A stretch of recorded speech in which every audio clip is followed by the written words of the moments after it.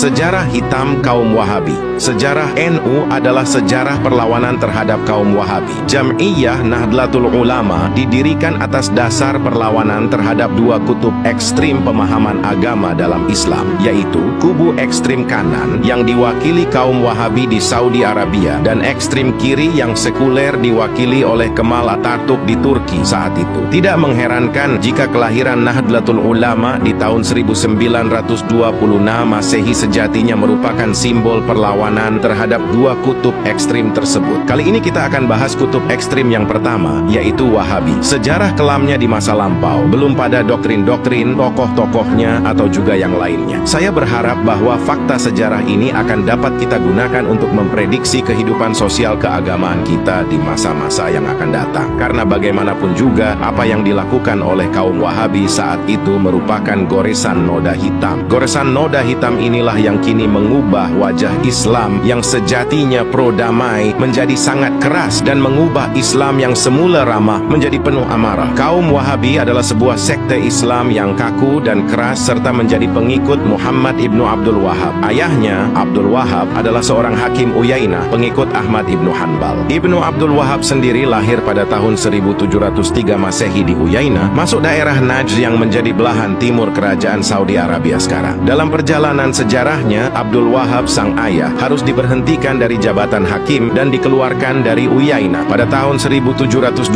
Masehi karena ulah sang anak yang aneh dan membahayakan tersebut. Kakak kandungnya, Sulaiman bin Abdul Wahab, mengkritik dan menolak secara panjang lebar tentang pemikiran adik kandungnya tersebut. As-Sawaiq al-Ilahiyah fi ar-Rad al-Wahabiyah, Abdurrahman Wahid, Ilusi Negara Islam, 2009, halaman 62. Pemikiran Wahabi yang keras dan kaku ini dipicu oleh pemahaman keagamaan yang mengacu bunyi harfiah teks Al-Quran maupun Al-Hadis. Ini yang menjadikan Wahabi menjadi sangat anti tradisi, menolak tahlil, maulid Nabi SAW, Barzanji, manaqib dan sebagainya. Pemahaman yang literer ala Wahabi pada akhirnya mengeklusi dan memandang orang-orang di luar Wahabi sebagai orang kafir dan keluar dari Islam. Orang Wahabi merasa dirinya sebagai orang yang paling benar, paling muslim, paling soleh, paling mukmin dan juga paling selamat. Mereka lupa bahwa keselamatan yang sejati tidak ditunjukkan dengan klaim-klaim Wahabi tersebut, melainkan dengan cara beragama yang ikhlas, tulus dan tunduk sepenuhnya kepada Allah Subhanahu wa Ta'ala. Namun ironisnya, pemahaman keagamaan Wahabi ini ditopang oleh kekuasaan Ibnu Saud yang saat itu menjadi penguasa Najd. Ibnu Saud sendiri adalah seorang politikus yang cerdas yang hanya memanfaatkan dukungan Wahabi demi untuk meraih kepentingan politiknya belaka. Ibnu Saud misalnya meminta kompensasi jaminan Ibnu Abdul Wahab agar tidak mengganggu kebiasaannya mengumpulkan upeti tahunan dari penduduk Dir'iyah. Koalisi pun dibangun secara permanen untuk meneguhkan keduanya. Jika sebelum bergabung dengan kekuasaan, Ibnu Abdul Wahab telah melakukan kekerasan dengan membid'ahkan dan mengkafirkan orang di luar mereka, maka ketika kekuasaan Ibnu Saud menopangnya, Ibnu Abdul Wahab sontak melakukan kekerasan untuk menghabisi orang-orang yang tidak sepaham dengan mereka. Pada tahun 1746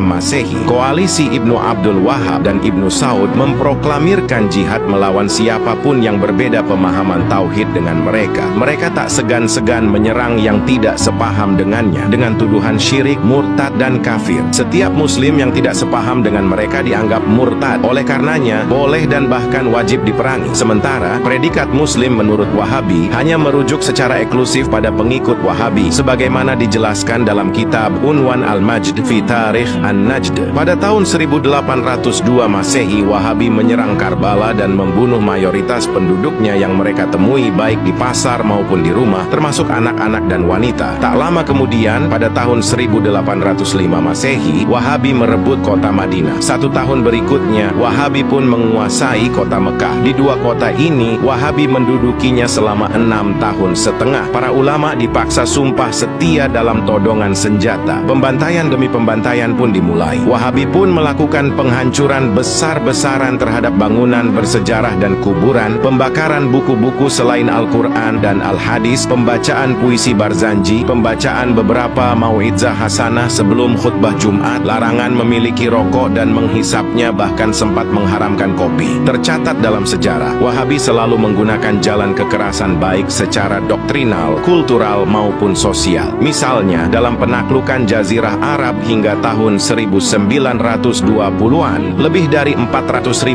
umat Islam telah dibunuh dan dieksekusi secara publik, termasuk anak-anak dan wanita. Hamid Algar, Wahhabism, A Critical Essay, halaman 42. Ketika berkuasa di Hijaz, Wahabi menyembelih Syekh Abdullah Zawawi, guru para ulama mazhab Syafi'i, meskipun umur beliau sudah 90 tahun. M. Idrus Romli, Buku Pintar, Berdebat dengan Wahabi, 2010, halaman 27. Di samping itu, kekayaan dan para wanita di daerah yang ditaklukkan Wahabi seringkali dibawa mereka sebagai harta rampasan perang. Di sini, setidaknya kita melihat dua hal tipologi Wahabi yang senantiasa memaksakan kehendak pemikirannya. Pertama, ketika belum memiliki kekuatan fisik dan militer, Wahabi melakukan kekerasan secara doktrinal, intelektual, dan psikologis dengan menyerang siapapun yang berbeda dengan mereka sebagai murtad, musyrik, dan kafir. Kedua, setelah mereka memiliki kekuatan fisik dan militer, tuduhan-tuduhan tersebut dilanjutkan dengan kekerasan fisik dengan cara amputasi, pemukulan, dan bahkan pembunuhan. Ironisnya, Wahabi ini menyebut apa yang dilakukannya sebagai dakwah dan amar ma'ruf nahi mungkar yang menjadi intisari ajaran Islam. Membanjirnya buku-buku Wahabi di toko buku Gramedia, Togamas, dan sebagainya akhir-akhir ini. Pikir saya adalah merupakan teror dan jalan kekerasan yang ditempuh kaum Wahabi secara doktrinal, intelektual, sekaligus psikologis terhadap umat Islam di Indonesia. Wahabi Indonesia yang merasa masih lemah saat ini menilai bahwa cara efektif yang bisa dilakukan adalah dengan membid'ahkan, memurtadkan, memusyrikkan, dan mengkafirkan orang yang berada di luar mereka. Jumlah mereka yang minoritas hanya memungkinkan mereka untuk melakukan jalan tersebut di tengah-tengah keran demokrasi yang dibuka lebar-lebar untuk mereka. Saya yakin, seyakin-yakinnya, jika suatu saat nanti kaum Wahabi di negeri ini memiliki kekuasaan yang berlebih dan kekuatan militer di negeri ini, mereka akan menggunakan cara-cara kekerasan dengan pembantaian dan pembunuhan terhadap sesama muslim yang tidak satu paham dengan mereka. Jika NU, Jam'iyah Nahdlatul Ulama, dan ormas lain yang satu barisan dengan keislaman yang moderat dan rahmatan lil alamin tidak mampu membentenginya, saya membayangkan Indonesia yang kelak menjadi Arab Saudi jilid kedua. Saya tidak dapat membayangkan betapa mirisnya jika para kiai dan ulama kita kelak akan menjadi korban pembantaian kaum Wahabi, terutama ketika mereka sedang berkuasa di negeri ini. Na'udzubillah wa na'udzubillah min zalik.